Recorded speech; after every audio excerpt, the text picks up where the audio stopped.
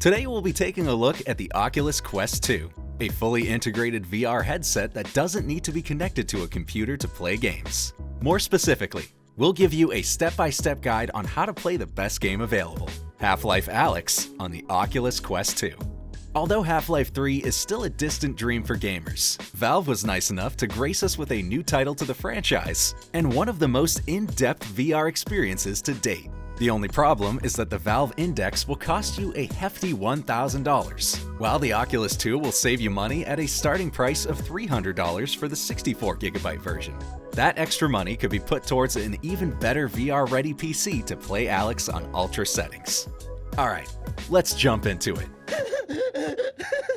Before you order yourself an Oculus, Index, or any other headset, you'll want to make sure that you have a VR-ready PC.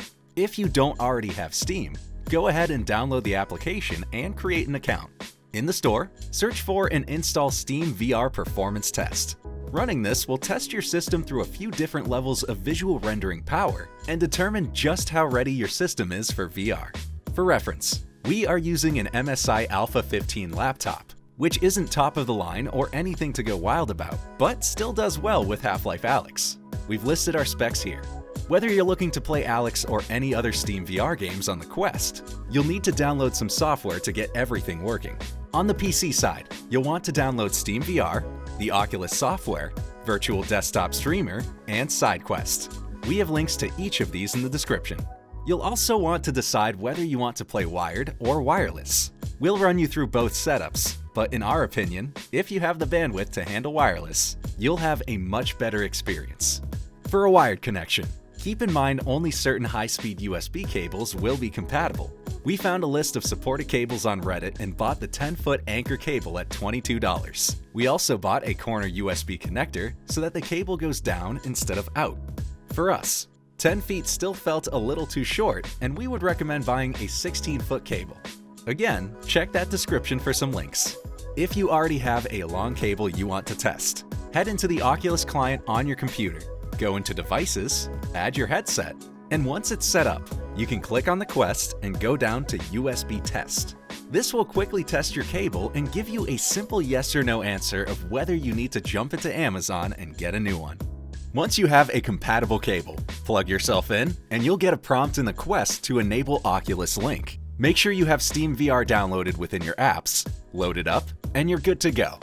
Just a quick note that frustrated us. Keep in mind Oculus Link just left beta in September and it still has a number of problems. It looks like a recent AMD driver update affected the link and may throw you in a black environment after you enable the link within the Oculus. Many people in the forums have found that rolling back your driver update will fix this issue. If you have an AMD GPU and you're not comfortable doing this, you may want to think about going wireless. Let's talk about that option. Next, you'll want to get Virtual Desktop for both your PC and on the Oculus. Unfortunately, this one is not free, and you will have to pay $20 to get it. But it's actually very worth it. Besides being able to play Half-Life Alyx and any other SteamVR games, this app gives you full control over your computer in a VR environment. You can change scenes and throw a movie on in a simulated theater, connect a regular gamepad and play other non-VR games, browse the web, or do, well, anything else you do on your computer. So I see. To get the streamer to connect to your headset, all you have to do is type in your Oculus username, and we recommend changing the codec from automatic to H.264. Now, at this point, you'll be able to use your computer in VR, but opening SteamVR will either land you in a black screen or give you the message that you need to patch Virtual Desktop with SideQuest. Follow the link in the description to get the SideQuest client on your computer and make sure your Oculus is plugged in. Clicking Install to Headset for the patch will likely give you an unauthorized message. To get past this, you'll need to put your Quest into developer mode. Thankfully, they make it pretty easy to list yourself as a developer. Go to the Oculus developer site listed below, sign in, and create an organization within the Oculus system. And that's it.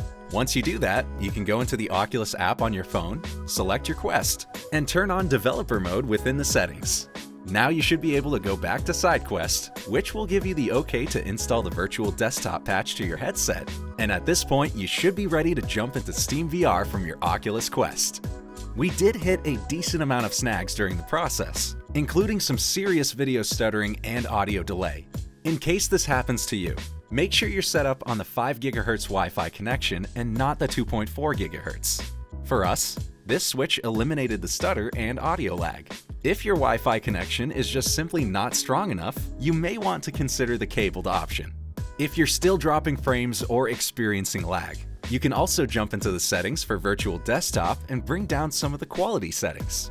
Of course, within Life Alyx, you can also turn down the fidelity options to hopefully get a smoother experience. This is definitely a tedious list of tasks to get Alyx working on your Oculus Quest, but once everything is working correctly, it's well worth it. While our MSI laptop did struggle at times, the game still runs really well and there's surprisingly very little latency, even in wireless. For price points, under the Oculus system with the software and cables, we're looking at $1,702, compared to the Valve Index, which does come bundled with Alyx, will cost you around $2,300. Obviously, a stronger PC will bring up that price tag. Alright, that's it for now. We'll be doing more content with the Oculus and VR gaming. So, let us know what you want to see next.